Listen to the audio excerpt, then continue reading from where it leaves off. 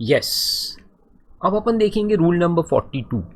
That is, जैसे हमने section 17 में देखा कि अगर आप कोई भी इनपुट्स या इनपुट सर्विसेज को पार्टली बिजनेस और पार्टली नॉन बिजनेस में यूज़ करते हो, ठीक है, या partly for taxable supplies and partly for non taxable supplies अगर यूज़ करते हो, तो फिर आपको पूरा क्रेडिट नहीं मिलेगा, प्रोपोर्शनेट मिलेगा, है ना। तो ये कैसे होता है, इसका फॉर्मूला क्या है, ये अपन इसमें स्टडी करेंगे रूल 42 के अंदर। तो लॉजिक और फॉर्मूला दोनों मैं आपको पहले समझा देता हूँ, ताकि जब हम इसको पढ़ेंगे तो आपको एकदम क्लिक हो जाएगा और समझ में आ जाएगा। वरना अगर आप इस रूल को वैसे ही पढ़ेंगे तो शायद कुछ भी समझ में ना आए। इतना कॉम्प्लिकेटेड तो नहीं है, लेकिन मैथमेटिकल फार्मूला को जब आप वर्ड्स में लिखने की कोशिश करते हैं तो वो ऐसा ही बनता है। आप उसको कॉम्प्लिकेटेड बोले या जो भी बोले, दैट्स अप टू यू, है ना। तो लेट्स सी, पहले मैं आपको पूरा समझा देता हूँ कि इसमें होता क्या है। तो एक एक एग्जांपल लेते हैं, पहले छोटे छोटे एग्जांपल लेते हैं। पहले लेते हैं कि अगर आप कोई इनपुट्स, तो मैं आई लिखूंगा इनपुट्स के लिए, और इनपुट सर्विसेज के लिए IS लिखता हूँ, ठीक है। ये आप लेके आए और इसको आप लाने के बाद ये आपका प्रीमाइसेस है, जो भी है, दुकान है, फैक्ट्री है, प्रीमाइसेस है, जो भी है, तो ये यहाँ पे आया। अब इस पर टैक्स लगा हुआ था, दुकान में इसलिए बता रहा हूँ ताकि आप विजुअलाइज कर सके कि ये इनपुट है, इनपुट यानी आ रहा है हमारे फैक्ट्री में, हमारे गोडाउन में, हमारे प्रीमाइसेस में, जो भी हमारा रजिस्टर्ड प्लेस है उसमें आ रहा है, जिस पे GST लगा हुआ है। अभी मैं CGST, SGST, IGST ऐसे डिस्टिंग्विश नहीं कर रहा हूँ, just for understanding sake will say tax. So this tax can be of any kind, it can be CGST, it can be SGST, it can be UTGST और it can be IGST। कोई भी किस्म का हो सकता है चारों में से। और ये चार ही क्यों, एक्चुअली जब आप गुड्स को इंपोर्ट करते हैं ना, इंपोर्ट कस्टम में पढ़ा अपन ने, उसमें इंटीग्रेटेड टैक्स लगता है। तो अगर आपके रॉ मटेरियल मान लो इंपोर्ट होके आ रहे हैं, रॉ मटेरियल इंपोर्ट होके आ रहे हैं, तो उस इंपोर्टेशन में आपने इंटीग्रेटेड टैक्स पे किया है ना, उस इंटीग्रेटेड टैक्स का भी आपको क्रेडिट मिलेगा। समझ में आ रहा है, उस इंटीग्रेटेड टैक्स का भी क्रेडिट आपको अलाउड है। तो कौन से टैक्सेस का क्रेडिट अलाउड है? लोकल इंडिया में परचेज करोगे तो चारों किस्म के जो GST है, CGST central goods and service tax, state goods and service tax, union territory goods and service tax and integrated for interstate. और अगर इंपोर्ट करोगे तो इंटीग्रेटेड टैक्स जो कस्टम में लगा है, बिल ऑफ एंट्री में जो लगता है, याद है ना, तो उसका भी क्रेडिट आपको मिल जाएगा। Very good. तो इतने सारे क्रेडिट्स आपके पास अवेलेबल है। अब देखो, तो ये आपका इनपुट आया, अब इनपुट आया वहाँ तक तो ठीक है। अच्छा, टैक्स लगा हुआ था इस पर 1000 रुपये। तो सवाल पैदा हुआ कि पूरा 1000 का क्रेडिट अपने को मिलेगा क्या। तो सवाल है कि जब आया तो इसमें दो पॉसिबिलिटी हो सकती है। या तो ये इनपुट में से कुछ चीज़ें ऐसी होगी, जैसे ये आया 100 kgs, और 100 kg में आपको मालूम है, पहले से मालूम है, ठीक है, you know it from the beginning के। तो पहले मैं एग्जांपल एक्सक्लूसिव का लेता हूँ। यू नो फ्रॉम बिगिनिंग कि ये 100 kg में से 80 किलो जो है वो बिजनेस यूज में आने वाला है, एंड 20 kgs जो है ये नॉन बिजनेस यूज में आने वाला है। फॉर एग्जाम्पल, सिंपल सी बात करते हैं, तो आपकी दुकान है, तो हर चीज़ का एग्जाम्पल मैं देता हूँ, फिर आप एग्जाम्पल को बहुत सारे उसमें नए नए गुड्स डाल के ले सकते हो, आप खुद भी बना सकते हो एग्जाम्पल्स। कि अपन चॉकलेट्स बेचते हैं, हमारी दुकान है चॉकलेट बेचने की, तो 80 किलो चॉकलेट लेके आया जिस पे 1000 रुपये का टैक्स लगा हुआ था, ठीक है। अब वहाँ से 80 किलो चॉकलेट जो है वो दुकान में रख कर बेचने के लिए है, और 20 किलो चॉकलेट जो है वो हमारे बीवी बच्चों के लिए है। काफ़ी अच्छे हेल्दी हमारे बीवी बच्चे, बहुत सारे चॉकलेट्स खाते हैं। तो 20 kg चॉकलेट घर के लिए है, पीछे के दरवाजे से घर में जाएंगी, बीवी बच्चे मिलके खाएंगे। ऑफ कोर्स मैं भी खाऊंगा। तो ये हो गया नॉन बिजनेस यूज। तो अपने को क्या करना है कि ये 1000 रुपये में से 20 किलो से रिलेटेड जो टैक्स है उसका क्रेडिट अपने को नहीं मिलेगा। सिंपल। तो इसको अपन 1000 रुपये को ये प्रोपोर्शन में 80:20 में डिवाइड करेंगे। तो 20 में कितना आएगा 200। तो ये जो टैक्स है 200 का, इसका नो ITC। और 80 किलो से रिलेटेड कितना है 800 रुपये, इसका ITC मिलेगा आपको। Simple logic, great. On similar lines अगला भी है।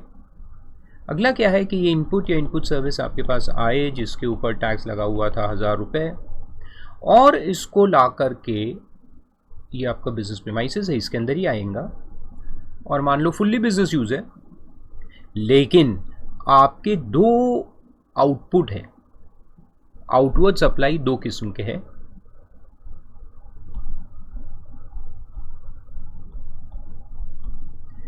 वो A एंड B, जिसमें से A टैक्सेबल है और B जो है वो एग्जेम्प्ट है।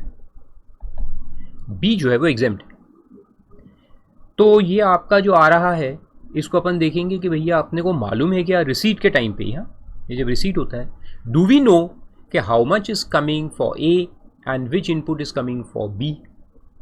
तो अभी मैं एक्सक्लूसिव के एग्जाम्पल दे रहा हूँ, फिर कॉमन वाले एग्जाम्पल लास्ट में आएंगे। अभी एक्सक्लूसिव, यहाँ पे आप लिख दो एक्सक्लूसिव, ये भी एक्सक्लूसिव। कहने का मतलब कि हमें पहले से मालूम था रिसीट के टाइम पे ही अपने को मालूम है कि कितना इनपुट बिजनेस यूज में आने वाला है और कितना घर में जाने वाला है नॉन बिजनेस यूज के लिए। सिमिलरली यहाँ पर भी है कि एक आइटम है, जैसे अब यहाँ एग्जांपल लेते हैं। तो एग्जांपल क्या है कि अपन फैक्ट्री में दो चीज़ें बना रहे हैं। अच्छे एग्जांपल लेंगे तो ज़्यादा समय तक याद रहेंगे, है ना। तो हम फैक्ट्री में, हमारी फैक्ट्री क्या है, फूड प्रोडक्ट्स की, फूड प्रोडक्ट्स। और अभी अपन बनाने वाले हैं गुलाब जामुन, गर्मा गर्म काले काले गुलाब जामुन बनाएंगे। ओके। और यानी लाल काले मिक्स होता है वो, जो भी है, कलर मेरे को ज़्यादा नहीं समझते। और साथ में हम जलेबी भी बनाने वाले हैं। तो मैं लेके आया खोआ, इनपुट X मैं लेके आया और एक इनपुट Y लेके आया। तो Y क्या है, चना दाल। देखो मेरे को ज़्यादा नॉलेज नहीं है खाने पीने का, आप लोग गलतियाँ मत निकालना उसमें कि सर इससे ये नहीं बनता, उससे वो नहीं बनता। अभी अपन एग्जाम्पल ले रहे, so what ever I say presume it to be like it. Okay. तो ये X है, एक इनपुट है जो A बनाने के काम में आता है एक्सक्लूसिवली, और Y एक ऐसा इनपुट है या इनपुट सर्विस है जो B बनाने के काम में आता है, एक्सक्लूसिव है। X is use for A and Y is use for B। ठीक है।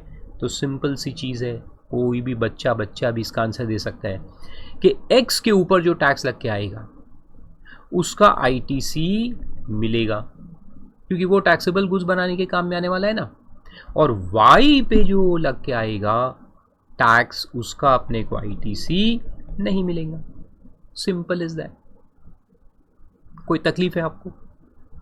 Simple logic. ITC मिलता क्यों है? Excuse me. ITC मिलता क्यों है? डबल टैक्सेशन को अवॉइड करने के लिए। तो मेरा जो आउटपुट है, जो आउटवर्ड्स है AB, वो भी टैक्सेबल है। तो इनपुट का अपने को सेट ऑफ मिलता है, क्योंकि इनपुट भी टैक्सेबल, आउटपुट भी टैक्सेबल। इनपुट का वैल्यू आउटपुट में इंक्लूडेड है ना। और क्योंकि वो वैल्यू इंक्लूडेड है तो डबल टैक्सेशन होगा। डबल टैक्सेशन को अवॉइड करने के लिए क्रेडिट का सिस्टम है, सेट ऑफ मिलता है। बहुत सिंपल लॉजिक है। लेकिन अगर आउटपुट ही एग्जेम्प्ट है, देखो B एग्जेम्प्ट है, तो फिर Y पे जो टैक्स लग के आया उसका क्रेडिट आपको नहीं मिलेगा, क्योंकि डबल टैक्सेशन नहीं होने वाला ना, इसलिए no credit. Simple is that. ये भी समझ में आया? Very good. यानी अभी तक हमने दो लॉजिक क्लियर कर लिए कि जो चीज़, या बल्कि तीन लॉजिक क्लियर कर लिए, तीन चीज़ हमने क्लियर की वो इनपुट या इनपुट सर्विस जो एक्सक्लूसिवली नॉन बिजनेस यूज में आने वाली है उसका क्रेडिट नहीं मिलेगा। या इनपुट अगर एक भी है लेकिन अगर रिसीट के समय ही आपने उसको सेग्रीगेट कर दिया है, रिसीट के समय सेग्रीगेट हो गया, जैसे चॉकलेट्स तो एक ही थे लेकिन हमने सेग्रीगेट कर दिया, 80 चॉकलेट दुकान में जाएंगे बेचने के लिए, 20 चॉकलेट घर में जाएंगे खाने के लिए। तो सेग्रीगेशन अगर हो चुका है तो जितना माल या जितना इनपुट या input service exclusively business use में आने वाली है, और यहाँ पे लॉजिक ये है कि ये बिजनेस यानी टैक्सेबल है, ये बिजनेस यानी टैक्सेबल, इसका जो आउटपुट सप्लाई है वो टैक्सेबल होने वाला है, तो उसका क्रेडिट मिलेगा। और जो नॉन बिजनेस यूज में आने वाला है उसका क्रेडिट नहीं मिलेगा। पहला लॉजिक। दूसरा, अगर हमारे आउटवर्ड सप्लाई बहुत सारे हैं जिसमें कुछ टैक्सेबल और कुछ एग्जेम्प्ट है, तो जो चीज़ें एक्सक्लूसिवली एग्जेम्प्ट सप्लाई के लिए यूज़ होने वाली है उसका क्रेडिट नहीं मिलेगा, और जो चीज़ें एक्सक्लूसिवली यूज़ होने वाली है फॉर टैक्सेबल सप्लाई उसका क्रेडिट मिलेगा। ठीक है, यहाँ तक किसी को कोई डाउट? बहुत सिंपल। फिर आता है तीसरा पॉइंट। ये सब लॉजिक्स हैं, इसको क्लियर कर लो तो अभी जो पढ़ेंगे ना अपन फिर एकदम एक बार में पूरा दिमाग के अंदर फिट हो जाएगा। तो ये तो हो गया एक्सक्लूसिव एक्सक्लूसिव।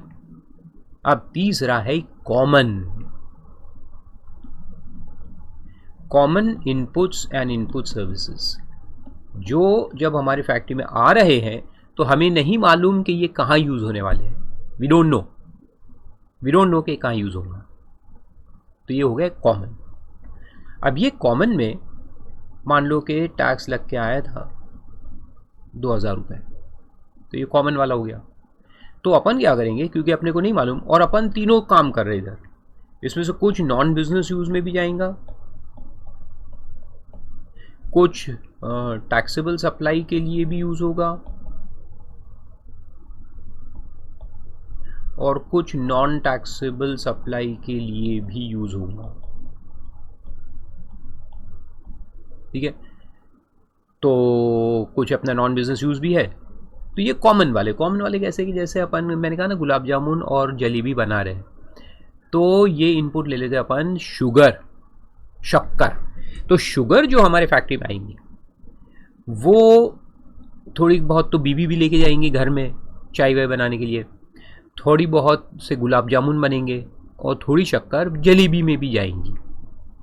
लेकिन इनपुट जब हमें मिला, यहाँ इनपुट जब आया फैक्ट्री के अंदर आया, तो अब हमें नहीं मालूम कि इसमें से कितना कहाँ यूज़ होने वाला है, तो उसको कहते हैं common inputs and input services.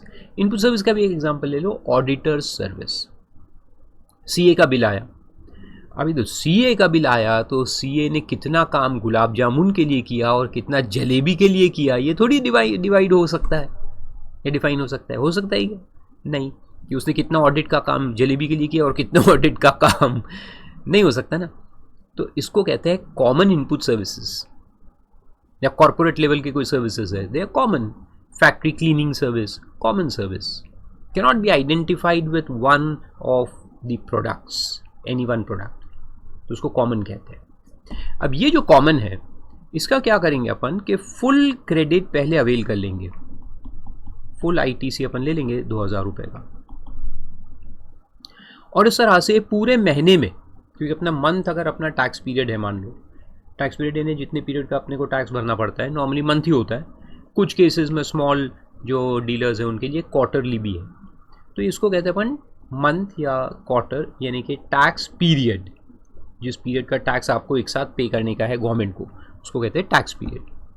तो अपन क्या करेंगे कि फुल टैक्स पीरियड के लिए यानी फुल मंथ के लिए जितना भी इस तरह का कॉमन इनपुट या इनपुट सर्विस आ रहे हैं 1st से लेके 31st तक, सबका क्रेडिट लेते जाएंगे, लेते जाओ, जमा हो जाएगा। अब मंथ एंड में अपन देखेंगे कि हमने टैक्सेबल सप्लाई का टर्नओवर कितना किया, तो मान लो 120 किया, टैक्सेबल सप्लाई का टर्नओवर इस मंथ में 120 आया, और नॉन टैक्सेबल जो सप्लाई हुए हमारे यानी जलेबी का सेल वो, अच्छा मैंने बताया कि आपको गुलाब जामुन हमारे टैक्सेबल है और जलेबी गवर्नमेंट ने एग्जाम करके रखी है, प्रैक्टिकल में नहीं है, मेरे एग्जाम्पल में है, तो उसको नॉन टैक्सेबल सप्लाई करेंगे, तो वो आया अपना 80, ओके। तो ये टोटल टर्नओवर आया, जो लाख ले लो, थाउजेंड्स ले लो, व्हाटएवर, 120 एंड 80। अब अपन क्या करेंगे कि ये 2000 का अपन ने आईटीसी तो लेके रख दिया था कॉमन वाले पे, लेकिन इसमें कुछ तो नॉन बिजनेस में भी जा रहा है, कुछ नॉन टैक्सेबल सप्लाई में भी जा रहा है, यानी इसका जो ये मटेरियल आई, शक्कर आई, ये यूज़ हुई है, सब में हुई है। अब इसको अपने को सेग्रीगेट करना है, इसको डिवाइड करना है proportion.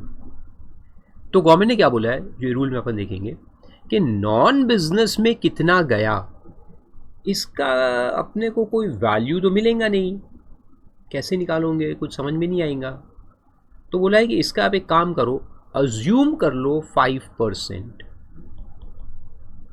5% of 2000 total common credit, 2000 का कॉमन क्रेडिट है, उसमें से 5% इसमें डाल दो। तो 2000 का 5% कितना आएगा, 100 रुपये। तो ये 100 रुपये अपने को रिवर्स करना है, रिवर्स करना है। जो क्रेडिट हमने लिया था ना 2000 रुपये का, उसमें से 100 रुपये अपने को रिवर्स करना पड़ेगा। तो वो एंट्री कैसे होगी, कहाँ होगी, मैं आपको बताता हूँ। फिर इसका जो यूज़, ये जो क्रेडिट है कॉमन वाला, ये इनपुट या इनपुट सर्विसेज है, इसमें से कितने input service non taxable supply के लिए यूज़ हुए वो निकालना पड़ेगा, और उतना भी रिवर्स करना पड़ेगा। तो उसका जो फॉर्मूला है वो ये टर्नओवर के बेसिस पे है, कि टर्नओवर के रेशियो में आप उसको सेग्रीगेट करें। तो 2000 को अपन यहाँ कैसे लेंगे, इसके लिए ये 2000 में से इसके लिए कितना आएगा, तो 2000 जो कॉमन क्रेडिट है इंटू 80 जो इसका टर्नओवर है एग्जाम वाले का non taxable supply, divided by total turnover. तो दोनों मिला के टोटल टर्नओवर 200 का है ना, 120 प्लस 80, तो टोटल टर्नओवर अपना 200 है। तो इस रेशियो में उसको डिवाइड करेंगे, तो ये कितना आएगा, कैलकुलेटर कहाँ गया मेरा, 800 रुपये आना चाहिए, वैसे तो सिंपल सिंपल दिख रहा है। 2000 divided by 200 multiplied by 80 is equal to 800। तो ये 800 रुपये को भी अपने को रिवर्स करना है।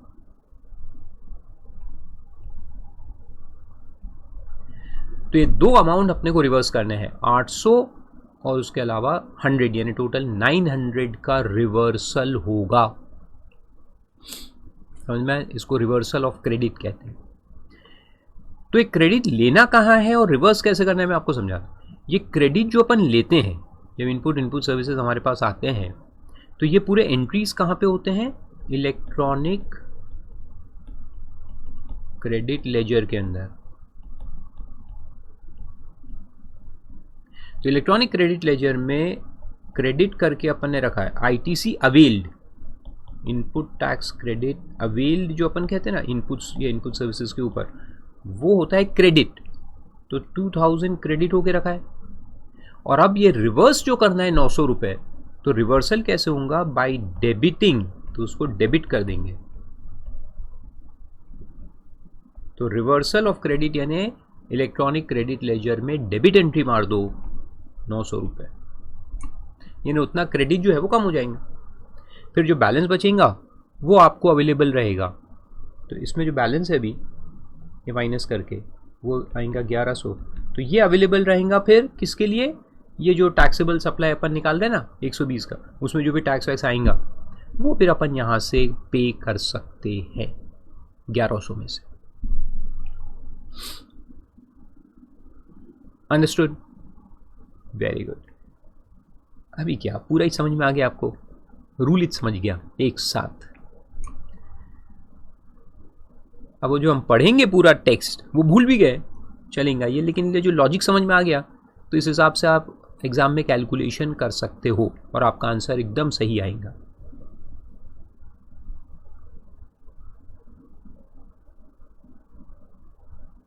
Got it, very good. तो चलो पढ़ते अपन, पढ़ने के पहले एक बार और रिवाइज कर ले, 4 पॉइंट फिक्स कर दो दिमाग में। एक एक्सक्लूसिव में 3 आइटम आएंगे। Exclusively for taxable supply full credit allowed, exclusively for non taxable supply no credit, exclusively for non business use no credit, and common 3 exclusive है और चौथा कॉमन है। कॉमन वाले जो गुड्स है या इनपुट सर्विसेज है उसका पहले पूरा क्रेडिट ले लेंगे, फिर उसमें रिवर्सल करेंगे at the end of the month या फिर एंड ऑफ द क्वार्टर, जो भी आपका टैक्स पीरियड है, उसके बाद उसको रिवर्स करना है। तो रिवर्सल का फॉर्मूला क्या है? बहुत सिंपल है, नॉन टैक्सेबल यूज़ में जितना गया उसको रिवर्स करना है और नॉन बिजनेस यूज़ में जितना गया उसको रिवर्स करना है। नॉन बिजनेस यूज़ में तो डीम्ड टू बी 5% है, तो उतना अपन रिवर्स कर देंगे। तो दैट इज़ वेरी सिंपल। कौन कॉल करते हैं, परेशान करते हैं दिन भर मुझे कॉल कर करके। तो एक तो उसको रिवर्स करना है, 8888 नंबर है कोई तो भी, ये LIC से होंगे पकाते हैं यार, रोज़ मेरे को परेशान करते हैं। इतने फ़ोन कॉल आते हैं रोज़, मुझे 5 बार तो याद दिलाते कि मैं मरने वाला हूँ, तो इंश्योरेंस निकाल लो। तो इंश्योरेंस कंपनी को और कोई काम नहीं है क्या? सुबह सुबह याद दिलाते कि मरने वाले हो। तो एक तो वो प्रॉब्लम है। दूसरा, एक लोन वाले आते हैं, साहब आपको लोन अप्रूव हो गया है। अरे पागल है क्या? मेरे को नहीं चाहिए भैया, लोन चाहिए होगा तो मैं खुद आ जाऊँगा। नहीं बोले अप्रूव हो गया ले लो। क्यों नहीं ले रहे? अरे नहीं चाहिए। फिर एक को तो मैंने पूछ ही लिया, परेशान हो गया था। मैंने बोला विजय माल्या लोन मिल जाएगा, ये होम लोन मेरे को नहीं चाहिए, होम लोन नहीं चाहिए, पर्सनल लोन नहीं चाहिए, विजय माल्या लोन चाहिए। तो बोलती है कि साहब ये कौन सा लोन है? मैंने बोला वही लोन है जिसको वापस नहीं करना पड़ता। तो उसने फ़ोन रख दिया। खैर, मेरा सेंस ऑफ ह्यूमर अभी तक बचा हुआ है, even though I am a chartered accountant. खैर आगे बढ़ते हैं। तो 4 बातें समझ में आई। Exclusively for taxable supply full credit, exclusively for non taxable supply no credit, exclusively for non business use no credit, and common है तो उसमें ये 2 आइटम का रिवर्सल होगा। एक तो उसका जो प्रोपोर्शनेट नॉन बिजनेस में गया है 5%, और दूसरा नॉन टैक्सेबल में गया है, उसका फॉर्मूला बहुत सिंपल है, non taxable turnover divided by total turnover. Simple, उसको डिवाइड कर देंगे, अपोर्शन कर देंगे और ये दोनों अमाउंट को रिवर्स करेंगे। 800 + 100 900 को रिवर्स कर देंगे। Reversal is done by debiting that amount to your electronic credit ledger. आया समझ? Very simple.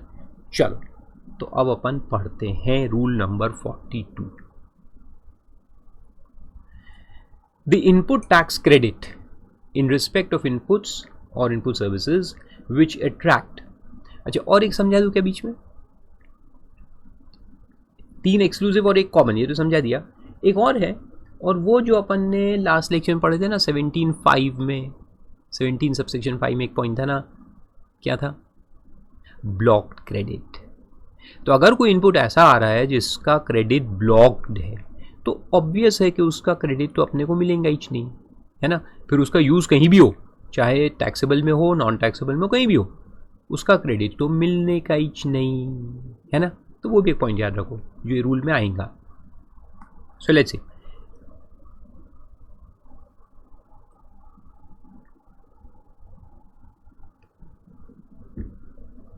The input tax credit in respect of inputs or input services which attract the provisions of subsection 1 or 2 of 17 means 1 means non-business use, 2 means for non-taxable supply. Being partly used, तो वो दिया ही देखो, partly used for the purpose of business and non-business यानी other purposes, and partly for affecting taxable supplies including zero rated, ये समझा चुका हूँ मैं, जीरो रेटेड को अपन टैक्सेबल ही मानते हैं, and partly for exempt supplies. तो 2 में ये है टैक्सेबल एंड एग्जाम, और 1 में business use and non business use. Shall be attributed to the purpose of business और taxable supplies in the following manner. अब देखो, the total input tax involved in inputs and input services in a tax period be denoted as T. अब ये पूरा formula बनाएंगा, ठीक है, rule.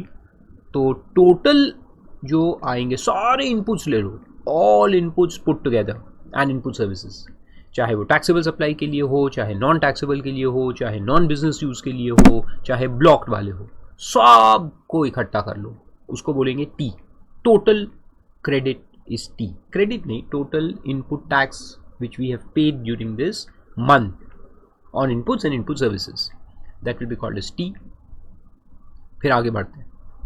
The amount of input tax out of T attributable to inputs and input services intended, यानी हमको पहले से मालूम है intended to be used exclusively for the purpose other than business be denoted as T1. तो T यानी total आ गया, उसमें से कुछ आइटम्स ऐसे होंगे ना जो स्पेसिफिकली नॉन बिजनेस यूज के लिए है, तो उसको T1 बोलेंगे, उतना क्रेडिट को T1 कहेंगे. तो ये T1 जो है ये वो है जिसका क्रेडिट अपने को नहीं मिलेगा, तो लिख दो नो आईटीसी, इसका क्रेडिट डिसअलाउड है. Then the amount of input tax out of T attributable to inputs and input services intended to be used exclusively, और ये intended word फिर आया, यानी अपने को पहले से मालूम है जब हमारे पास ये सामान आ रहा था इनपुट से इनपुट सर्विसेज, तो हमें मालूम है कि ये एक्सक्लूसिवली यूज होने वाला है किसके लिए, for effecting exempt supplies, be denoted as T2. जैसे वो रॉ मटेरियल जो जलेबी बनाने के काम में आने वाले हैं एक्सक्लूसिवली, तो वो T2 हो जाएगा, इसका भी नो आईटीसी क्योंकि जलेबी एग्जेम्प्ट है.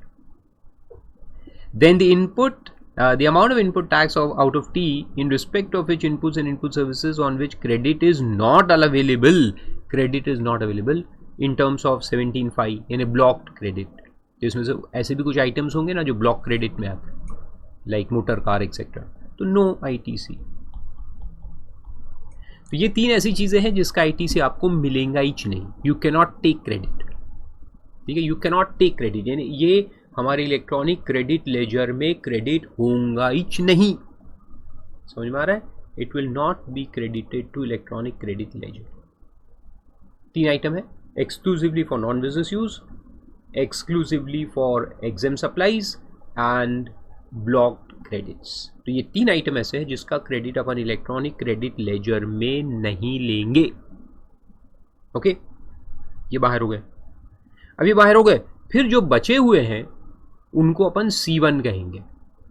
तो T में से, T यानी टोटल था, उसमें से ये तीनों को हटा दो, तो जो बचा वो C1 है. और C1 वो अमाउंट है जो इलेक्ट्रॉनिक क्रेडिट लेजर में क्रेडिट कर दिया जाएगा. अब एक सेकेंड रुको और मुझे बताओ कि C1 में अब क्या क्या बचा है. C1 में दो आइटम बचे हुए हैं. C1 में दो आइटम है, एक वो वाले इनपुट या इनपुट सर्विस जो एक्सक्लूसिवली टैक्सेबल सप्लाईज के लिए है, वो भी इसके अंदर है, और कॉमन वाले. तो दो आइटम इसके अंदर बचे हैं, exclusively for taxable supply and common. तो ये दोनों का अपन क्रेडिट ले लेंगे. बहुत अच्छी. फिर आगे बोलता है कि the amount of input tax credit attributable to inputs and input services intended to be used exclusively for supplies other than exempted, सीधा सीधा बोलना था ना यार, taxable supply including zero rated, उसको T4 बोलेंगे. तो ये C1 में, अब ये गवर्नमेंट ने देखो ये रूल बनाया है, मेरे से पहले ही पूछ लेते हैं कि रूल बनाना है फारूक सर हमें बताओ कुछ, तो मैं बोलता है यार तुम F को E के पहले रखो. जैसे वो तीन को अलग किया ना, T1 T2 T3, तो मैं कहता है यार तुम T4 को भी पहले माइनस कर दो, तो फिर जो बचता वो सीधा सीधा कॉमन बच जाता, फिर उसको डिवाइड कर देते. इन्होंने बोला नहीं, पहले C1 लगाओ.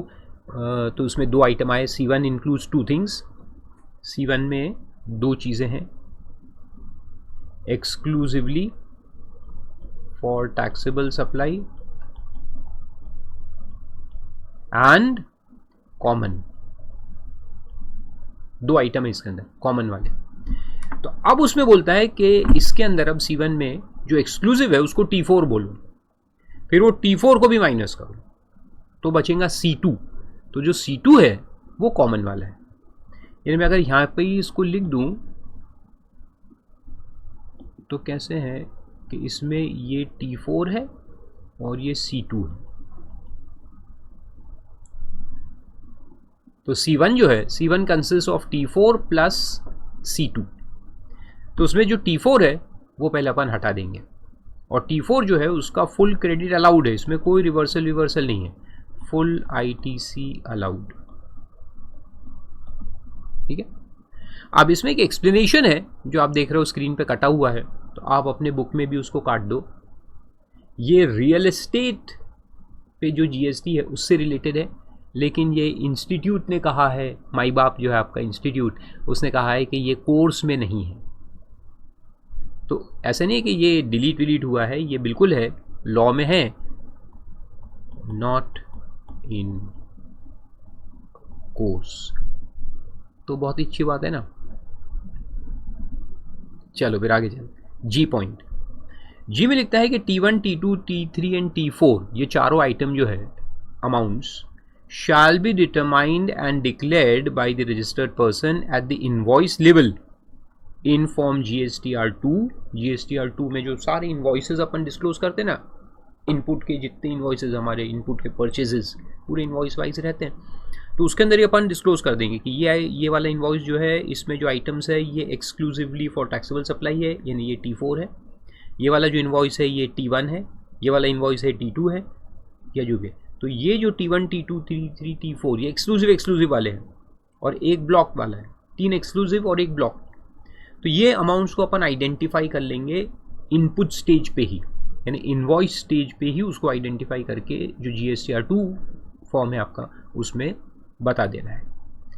And summary level in 3B में समरी लेवल यानी टोटल ऑफ द मंथ का अपन डिस्क्लोज करेंगे।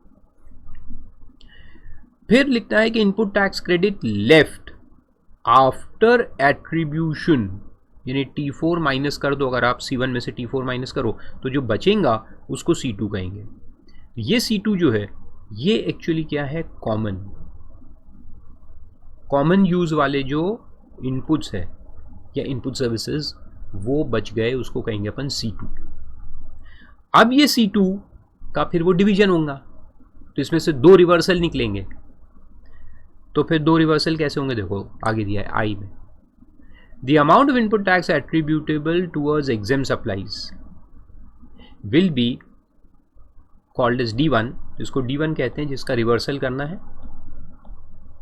ये जो 800 रुपये आया था ना अपना वो, और उसका फॉर्मूला क्या है, C2 यानी जो कॉमन बचा into E upon F। Formula simple है, C2 into E upon F। तो E यानी वो एग्जेम्प्ट वाला टर्नओवर ऑफ एग्जेम्प्ट सप्लाईज, और F यानी टोटल टर्नओवर। तो एक exempt turnover divided by total turnover जो अपन ने निकाला था, है ना, तो वो आ गया, तो उसको D1 कहेंगे। D1 is to be reverse, जो हमारे एग्जाम्पल में 800 रुपये आया था। तो वही बोला देखो, where E is the aggregate value of exempt supplies during the tax period, यानी ये पूरे मंथ का। तो ये D1 जो है ना ये पूरे मंथ का फिर अपन रिवर्सल करते हैं एक साथ। And F is the total turnover in the state of the registered person during the tax period. तो F इज टोटल टर्नओवर और E क्या है, एग्जेम्प्ट टर्नओवर। तो exempt turnover divided by total turnover, ये अपने को निकालना है, E अपॉन F। फिर ये जो है प्रोवाइडेड दैट इन केस, जो प्रोविजो है supply covered by clause B, ये रियल एस्टेट वाला है, तो इसको भी आप काट दो, ये कोर्स में नहीं है, आउट ऑफ कोर्स। और फिर वो पूरा उसका EF एक्सप्लेनेशन 1 एक्सप्लेनेशन 2 इतना पूरा उसको काट दो, काट दिए, वेरी गुड। फिर उसके बाद प्रोविजो में आ जाओ, provided further that where the registered person does not have any turnover during the said tax period.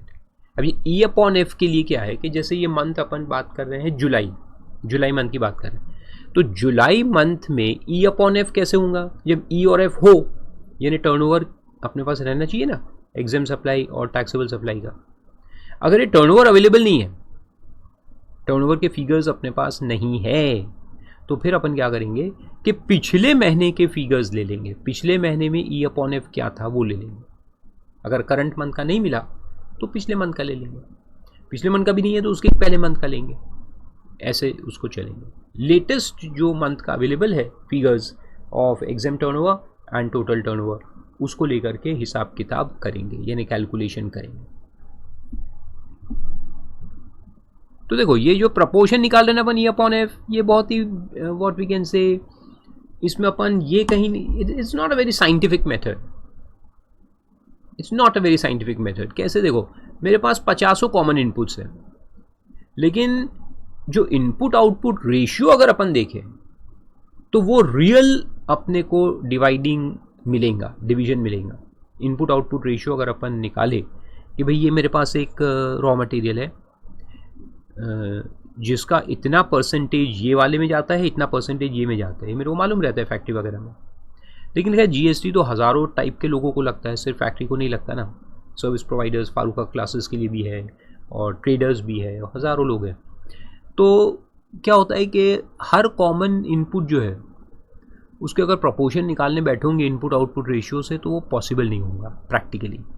It will become very cumbersome, very difficult and subject to litigation. इसलिए उन्होंने कहा कि आप वो कितना कहाँ यूज़ हुआ एक्चुअल में उसको भूल जाओ, तुम टर्नओवर के बेसिस पे डिवाइड कर दो। तो टर्नओवर का उन्होंने बेस लिया है for division of common credit. तो ऐसा है, तो इसलिए ई अपॉन एफ लेते हैं।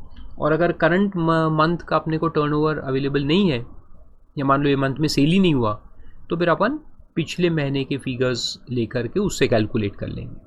तो वो ये प्रोविजो में दिया है कि where the registered person does not have turnover during the said tax period, जो करंट मंथ है उसका अपने पास अवेलेबल नहीं हुआ, और the aforesaid information is not available, यानी टर्नओवर है लेकिन अवेलेबल नहीं है, फिगर्स अवेलेबल नहीं है, then the value of E upon F shall be calculated by taking E and F of the last tax period for which the details of turnover are available prior to the month during which the said is to be calculated।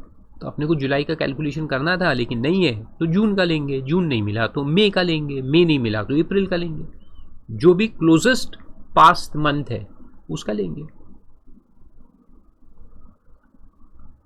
और एक explanation भी दिया है कि for the purpose of this clause it is hereby clarified that the aggregate value of exempt supplies, aggregate value of exempt supplies जो अपने को numerator में लेना पड़ता ना ई, एंड टोटल टर्नओवर जो नीचे लेना है एफ, शैल एक्सक्लूड, ये टर्नओवर एक्सक्लूड करेंगे किस चीज को, the amount of any duty और tax levied under entry number 84 and 92A of list 1 of the 7th schedule to constitution।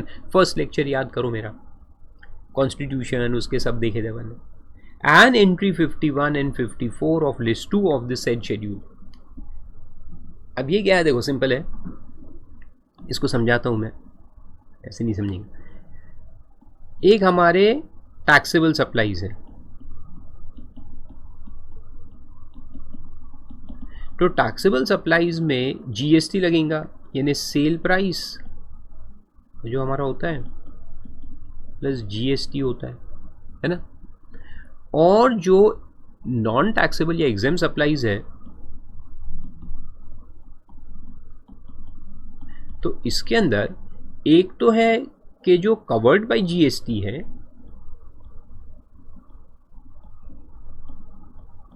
But exempt, जो एक पूरा अपन ने चैप्टर इच पढ़ा एग्जेम्पशन का, जीएसटी में कवर्ड है लेकिन एग्जेम्प्ट है फॉर द टाइम बीइंग।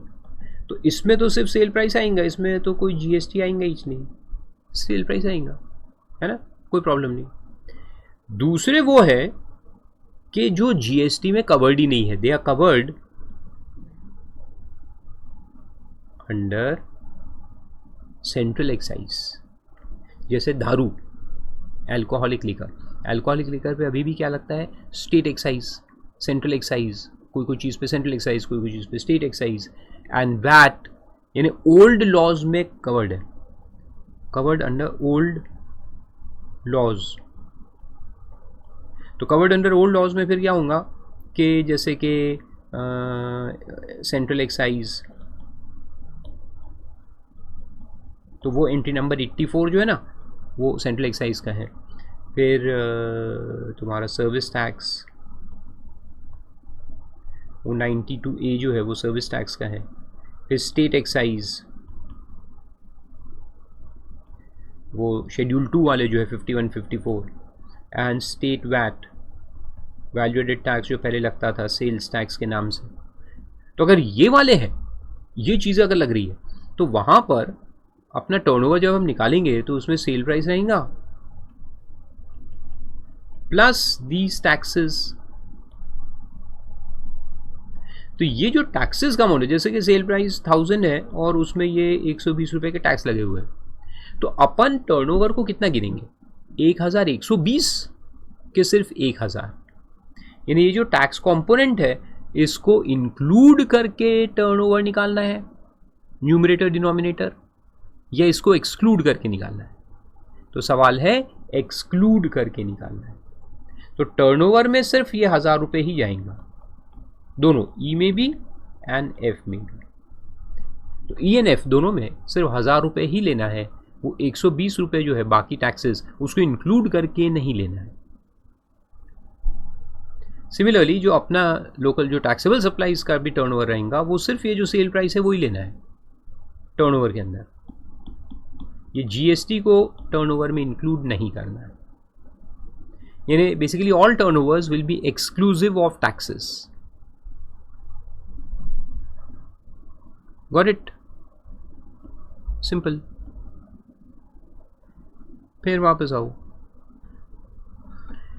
फिर क्या कहता है देखो, the amount of credit attributable जे to non business purposes if common inputs and input services are used partly for business and partly for non-business, तो ये कॉमन वाले, यानी C2 जो कॉमन बचा है जो अमाउंट को रिप्रेजेंट कर रहा है, लेकिन जिस गुड्स को रिप्रेजेंट कर रहा है वो अगर बिजनेस नॉन बिजनेस में भी अगर है, तो फिर जो नॉन बिजनेस का परसेंटेज है वो लिया जाएगा 5% ऑफ C2, यानी वो कॉमन वाले का 5% नॉन बिजनेस यूज में अज्यूम कर लिया जाएगा। तो उसको भी रिवर्स करना है और इसको बोलेंगे अपन D2। तो D1 जो है वो एग्जाम सप्लाई के लिए जो यूज़ हुआ वो D1, और पर्सनल यूज़ के लिए जो यूज़ हुआ वो D2।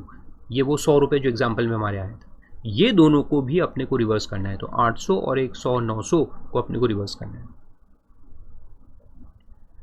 तो फिर बोलते हैं, और फिर इन दोनों को माइनस करके जो बच गया वो 1100 बच गया, वो रिमाइंडर है, वो रिमाइंडर। तो remainder of the common credit shall be eligible input tax credit attributed to the purpose of business and for effecting supplies other than exempted, यानी taxable supplies, but including zero rated supplies. तो वो फिर बोला जाएगा C3। तो C3 जो हमारे उसमें था वो 1100 रुपये जो था वो बचा हुआ। Then the amount of C3, D1 and D2 shall be computed separately for input tax credit of central tax, state tax, union territory tax and integrated tax and declared in GSTR 3B और DRC3। DRC3 भी एक form है, तो या तो उसमें disclose करो या GSTR 3B के अंदर आप डिस्क्लोज कर सकते हो। तो ये सारे अमाउंट जो हम कैलकुलेट करेंगे रिवर्सल के, वो भी अपने को अलग अलग शो करने का है। And the amount equal to aggregate of D1 and D2, जो हमारे एग्जाम्पल में 800 और 900 था, 800 और 100 यानी 900, shall be reversed by the registered person in GSTR 3B और DRC3। तो इसमें अपने को दिखाना है कि इतना हमने रिवर्स कर दिया। और एक्चुअल एंट्री कहाँ पे होंगी, ये तो रिटर्न के फॉर्म्स है, और एंट्री कहाँ पे होंगी हमारी इलेक्ट्रॉनिक क्रेडिट लेजर के अंदर। तो वहाँ अपने को उसको डेबिट कर देना है।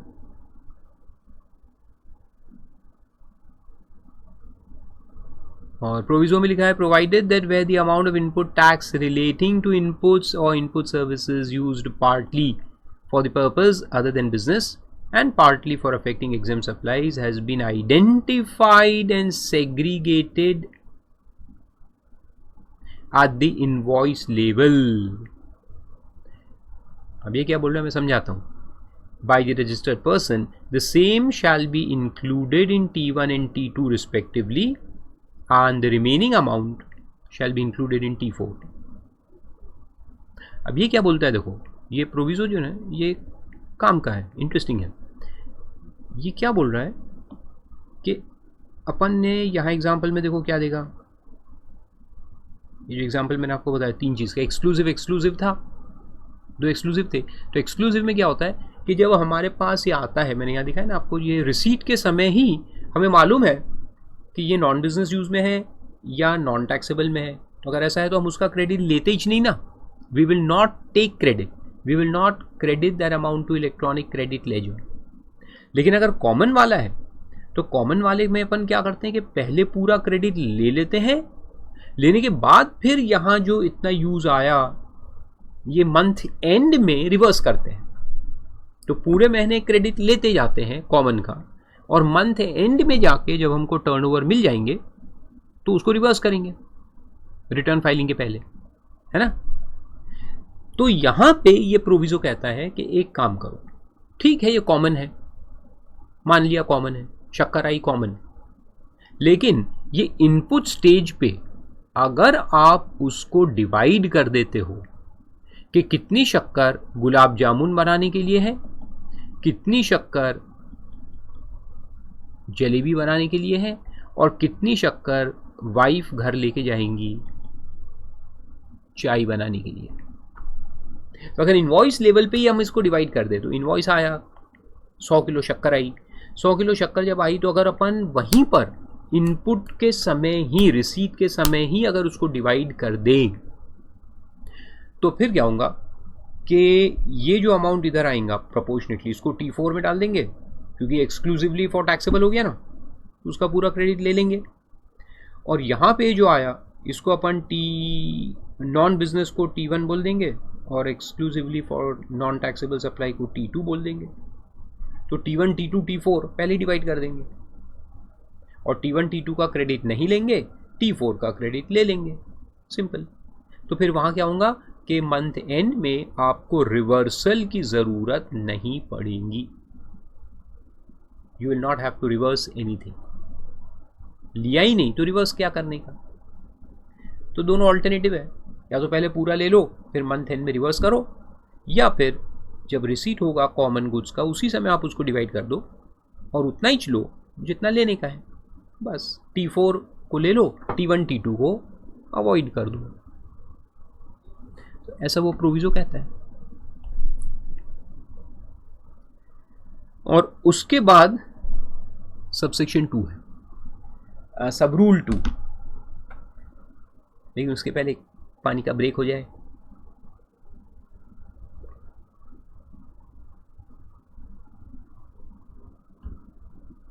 हाँ, तो यहां तक किसी को कोई डाउट समझ में आ रहा है? हर महीने अपने को ये करते जाना है। Every month we will continue doing this. Very good. अब आगे का लॉजिक पहले समझ लो, फिर वो सब रूल 2 क्या कहता है मैं आपको पढ़ के सुनाता हूँ। पहले समझाता हूँ फिर सुनाता हूँ। लोग कहते हैं हमको पढ़ने से कुछ समझ में नहीं आता। मैं कहता हूँ वही तो प्रॉब्लम है, पहले समझना फिर पढ़ना। पढ़ने से कभी कुछ समझ में नहीं आता, पहले समझ लो फिर पढ़ो, अपने आप समझ में आएंगे। कहेंगे सर क्या क्या घुमा रहे हमको, पढ़ेंगे ही नहीं तो समझ में कैसे आएगा। लेकिन मैं कहता हूँ समझोंगी नहीं तो पढ़ने में कैसे आएगा। खैर जाने दो, avoid all confusions. Let's see. अभी देखो अपन क्या कर रहे हैं कि ये मंथ है हमारा, तो मंथ में अपन ने क्या किया कि हर महीने अपन क्या कर रहे हैं कि टी जो अपने पास आया, टी यानी total inputs and total tax on inputs and input services.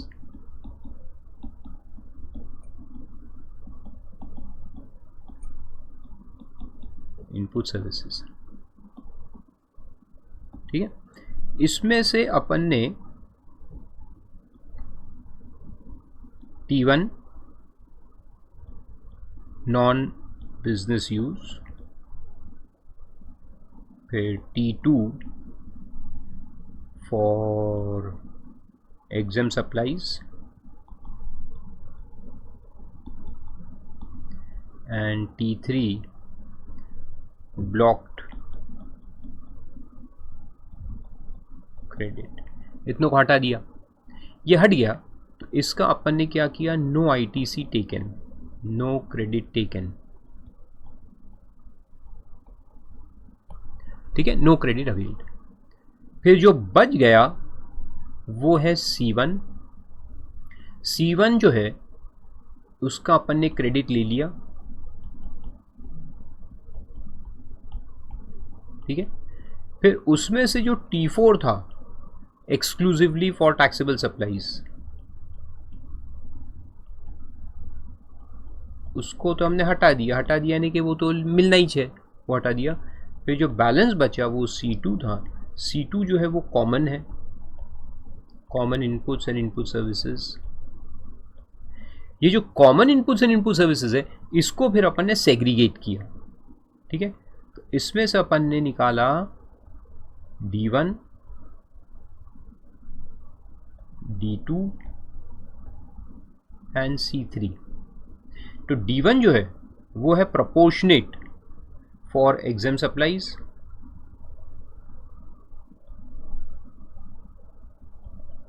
D2 जो है वो फॉर नॉन बिजनेस यूज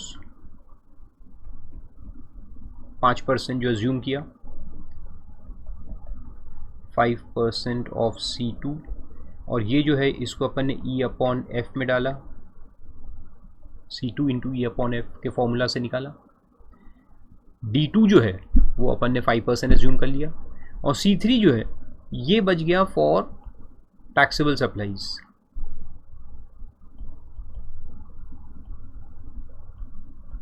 इसमें कुछ नहीं करने का, ये क्रेडिट अलाउड है। तो बेसिकली क्रेडिट जो अलाउड है वो ये T4 है और C3 है, ये दो का क्रेडिट अपने को अलाउड रहता है, और ये D1 D2 अपने को रिवर्स करना है।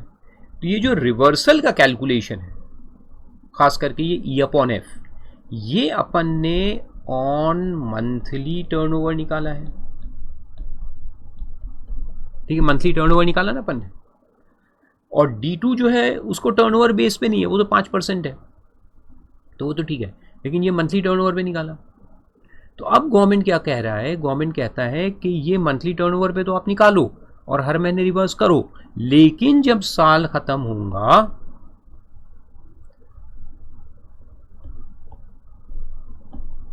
After the end of year, after the end of financial year you will make annual calculation. तो फिर ये जो C2 इंटू E/F है वो अपने को निकालना पड़ेगा ऑन एनुअल टर्नओवर, या एनुअल टर्नओवर पे रिकैलकुलेट करना पड़ेगा। वैसे तो लॉ में तो वो D2 को भी बोला है, लेकिन D2 तो 5% ही है ना, मैं हर महीने 5% लूँ या टोटल मिला के 5% लूँ, it will remain the same, कोई फ़र्क नहीं पड़ने वाला। तो ये कैसे करेंगे कि ये C2 जो है अभी, ये C2 ऑफ होल ईयर लेंगे, whole financial year, into E जो है ये भी ऑफ होल फाइनेंशियल ईयर,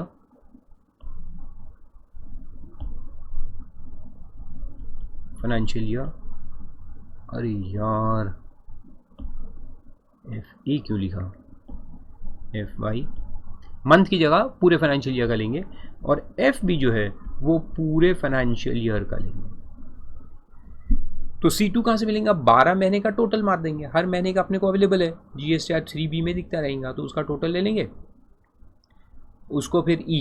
तो अब E क्या लेंगे, पूरे फाइनेंशियल ईयर का जो एग्जाम सप्लाईज का टर्नओवर है वो न्यूमरेटर में आएगा, और F जो है वो टोटल टर्नओवर वो डिनोमिनेटर में आएगा, पूरे फाइनेंशियल ईयर। तो ये हर महीने जो अपन कर रहे थे, तो यहाँ जो C2 लिया ये मंथली बेसिस पे है, this C2 into E/F is on monthly basis. Now will do it on annual basis, और फिर इसमें कुछ फ़र्क आ सकता है ना, इसमें फ़र्क आ सकता है। तो इसको मैं बोलता हूँ, अच्छा ये जो अपन ने देखो मंथली बेसिस पे किया, तो इसका अपन निकालेंगे टोटल ऑफ फुल 12 मंथ्स के पूरे 12 महीने में कितना रिवर्सल किया, और ये जो अमाउंट आएगा ये तो साल भर का ही आएगा, पूरे साल का आएगा ना, फाइनेंशियल ईयर का अमाउंट आएगा D1।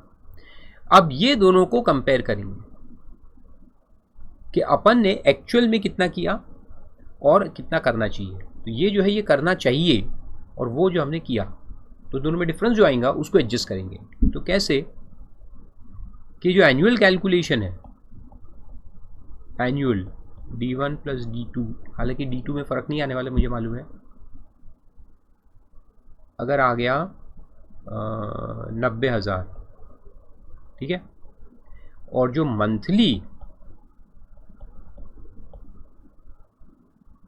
जो D1 प्लस D2 निकाल के अपन ने किया था, ये भी पूरे 12 मंथ्स का लेंगे, टोटल मार के ये हो सकता है कि अपन ने 50,000 ही किया था, या हो सकता है कि 96,000 किया था।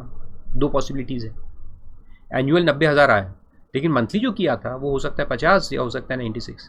अगर 50 किया था यानी कम किया था, करना तो 90 चाहिए, तो अपन 40,000 फर्दर रिवर्सल करेंगे। और ये सितंबर के रिटर्न फाइल करने के पहले अपने को करना है।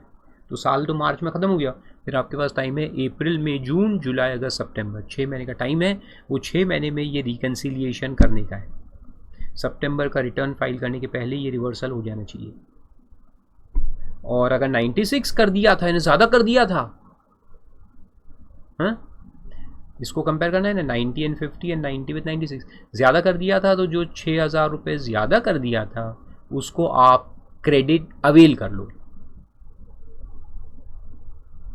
री अवेल ITC, तो इसका क्रेडिट अपन री अवेल कर लेंगे। आया समझ में? Very simple. तो इसको भी पॉज करके आप नोट डाउन कर लो।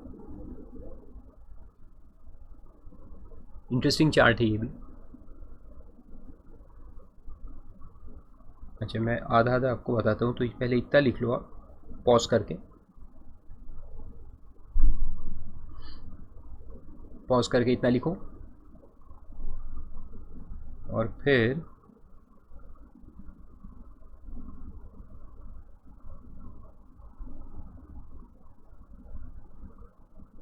ये नीचे का लिख लो, ठीक है? Very good. तो यही देखो यहाँ दिया है 2 में, तो 2 में वापस आ जाओ तो क्या बोलता है, accept in the case of supply. तो ये accept in the case of जो है ना, तो इसको तो भूलिए हो, यहाँ से ये पूरा उसको छोड़ दो, वो रियल एस्टेट वाला है, उससे अपने को काम नहीं है, वो आउट ऑफ कोर्स। अब यहाँ से पढ़ो आप, the input tax credit determined under sub rule 1 shall be calculated finally, final calculation करेंगे फॉर द फाइनेंशियल ईयर, पूरे साल का फाइनल कैलकुलेशन करेंगे before the due date of furnishing the return for the month of September of the next year. तो अगले महीने के सितंबर का जो रिटर्न का आपका फाइलिंग का डेट रहता है उसके पहले ही करने का है, ठीक है? In the manner specified in the said सब रूल। तो कैलकुलेशन E/F जो है फॉर्मूलाज विल रिमेन सेम, सिर्फ डिफरेंस ये है कि यहाँ पर आपको एनुअल फिगर्स लेने के, C2 भी एनुअल लेंगे और E/F जो है तो E भी पूरे साल का लेंगे, F भी पूरे साल का लेंगे, बस सिंपल है। तो बोल क्या है देखो, where the aggregate of the amounts calculated finally, तो पहले तो करो फाइनल कैलकुलेशन करो पूरे साल का लेकर के, और फिर दो बातें बोलिए A और B कि अगर ये फाइनल जो है वो ज़्यादा आ रहा है और वो मंथ का जो किया था कम हो गया, तो जो डिफरेंस है उसको फर्दर रिवर्स करना पड़ेगा, और अगर फाइनल जो है वो कम है और जो मंथली कर दिया वो ज़्यादा कर दिया, तो जो डिफरेंस है उसको आपको क्रेडिट अवेल कर लेना पड़ेगा। तो दो सिचुएशंस अराइज होंगी, एक फर्दर रिवर्सल या एक रीअवेलमेंट ऑफ क्रेडिट। तो वही दिया है उसमें, और ये दोनों भी जो है वो अपने को वो ये सितंबर मंथ के पहले कर लेने हैं, up to the month of September, उसके बाद अलाउड नहीं रहेगा। और जो फर्दर रिवर्सल है उसमें बस ये बोला है कि you have to also pay interest under section 50 subsection 1। Section 50 interest का सेक्शन है जो अपन बाद में स्टडी करेंगे, तो उसका जो भी रेट अलग अलग टाइम पे चलते रहता है, गवर्नमेंट चेंज करते रहता है, तो जो भी रेट होगा उस रेट से आपको इंटरेस्ट भरना पड़ेगा from first day of April till the date of reversal. Reversal तक का इंटरेस्ट आपको देना पड़ेगा। इंटरेस्टिंग है। लेकिन अगर अपन रीअवेल कर रहे क्रेडिट, पहले अपन ने ज़्यादा रिवर्स कर दिए थे तो अब रीअवेल करना है, उसमें गवर्नमेंट हमको कोई इंटरेस्ट नहीं देगा, उसमें सिर्फ जितना अमाउंट है उतना अपन रीअवेल कर लेंगे, दैट्स इट। तो ऐसा है, सिंपल, एक बार उसको पढ़ लेना। फिर उसके बाद सब रूल 3 है उसको पूरा काट दो, ये रियल एस्टेट वाला है। फिर सब रूल 4 आगे में है उसको भी पूरा काट दो, सब रूल 5 भी काट दो और सब रूल 6 भी काट दो, ये पूरा कट हो जाएगा। तो समझ में आए ये इनपुट एंड इनपुट सर्विस पे किस तरह से सेग्रीगेशन करना है ये अपन ने देखा। फिर बैंकिंग कंपनी और फाइनेंशियल इंस्टीट्यूशन का एक रूल है 38, तो वो भी सिंपल है। उनको वो दिया था ना 50% वाला, 50% ले लो 50% छोड़ दो, उसके लिए बोलता है कि बैंकिंग कंपनी और financial institution including NBFC engaged in the supply of service by way of accepting deposits, extending loans or advances that chooses not to comply with the provisions of subsection 2 of 17, chooses not to comply, यानी वो 50% का जो उनको option दिया है ना, तो अगर वो कहते हैं नहीं हमको वो नहीं करना, 50% पे नहीं जाना, तो फिर वो क्या करेंगे? In accordance with the option permitted under 4 of the section shall follow the following procedure. The said company or institution shall not avail the credit of the tax paid on inputs and input services that are used for non-business purposes and the credit attributable to supplies specified in 17(5) यानी blocked, तो जो non business use है उसको claim मत करो और जो blocked है उसको भी क्लेम मत करो, ठीक है। The said company or institution shall avail the credit of tax paid on inputs and input services referred to in the second proviso to subsection 4 of 17 and not covered under clause A, and 50% of the remaining amount of input tax shall be the input tax credit admissible to the company, जो GSTR2 में फिर उनको disclose करना है। Simple है। तो ये कौन सा है? ब्रांच टू ब्रांच जो अपन ने देखा था ना, तो ब्रांच टू ब्रांच जो है उनका ही, इसका पूरा वो 100% क्रेडिट ले लेंगे और उसके अलावा फिर जो बचेंगे उसका 50% लेंगे। सिंपल। और डी में जो लिखा है सब्जेक्ट टू सेक्शन 41, 42, 43, ये भी एक्चुअली कोर्स में नहीं है, हालांकि नोट्स में दिए है लेकिन कोर्स में नहीं है, तो इसको भी छोड़ दो। ऐसा है, उनका भी बहुत सिंपल है। और फिर आएगा ITC on capital goods and reversal thereof. तो अभी हमने 42 क्या देखा? इनपुट्स के लिए देखा कि हमारे नॉन बिजनेस यूज़ भी है, हमारा बिजनेस यूज़ भी है, फिर बिजनेस में टैक्सेबल नॉन टैक्सेबल दोनों सप्लाईज है। तो इनपुट्स यानी जो रॉ मटेरियल वगैरह आते हैं और इनपुट सर्विसेज जो आती है उसका क्रेडिट कितना लेना कितना नहीं लेना वो हमने देखा। अब इसी सिनारियो में हम कैपिटल गुड्स जो आते हैं हमारे पास, जो कैपिटल गुड्स आते हैं मशीनरीज, उसमें कैसे क्रेडिट लेना, कितना लेना और कितना नहीं लेना, ठीक है। तो वो आएगा रूल 43 जो अगले लेक्चर में अपन स्टडी करेंगे।